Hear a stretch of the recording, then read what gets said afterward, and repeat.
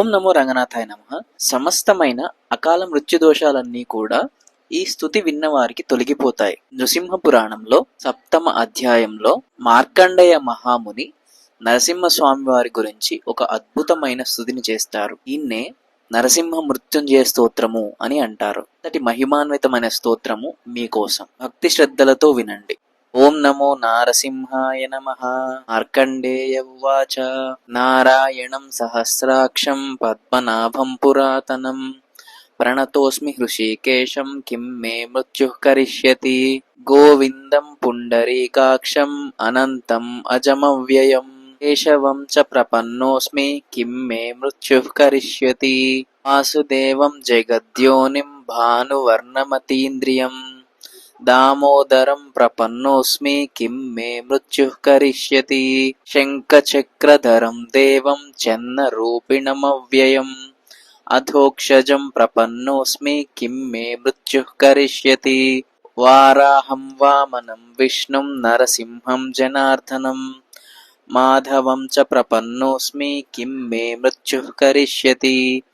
పురుషం పుష్కరం పుణ్యం క్షేమ బీజం జగత్పతిం లోకనాథం ప్రపన్నోస్మి కిం మే మృత్యుః కరిష్యతి. భూతాత్మానం మహాత్మానం జగద్యోనిమయో నిజం విశ్వరూపం ప్రపన్నోస్మి కిం మే మృత్యుః కరిష్యతి. సహస్రశిరసం దేవం వ్యక్తావ్యక్తం సనాతనం మహాయోగం ప్రపన్నోస్మి కిం మే మృత్యుః కరిష్యతి.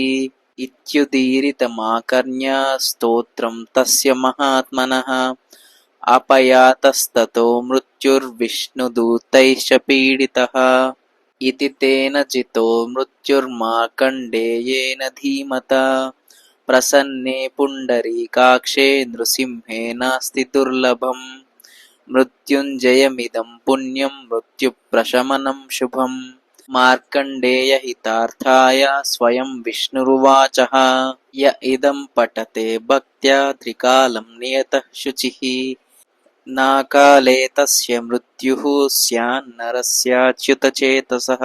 హృత్పద్మमध्ये పురుషం పురాణం నారాయణం శాశ్వతమాదిదేవం సంచింత్య సూర్యాదపి రాజమానం మృత్యుం సయోగి జితవాంస్తదైవ. इति श्री नृसिंहपुराणे 7मोऽध्याये मार्कण्डेय प्रोक्त मृत्युञ्जय स्तोत्रं सम्पूर्णम्.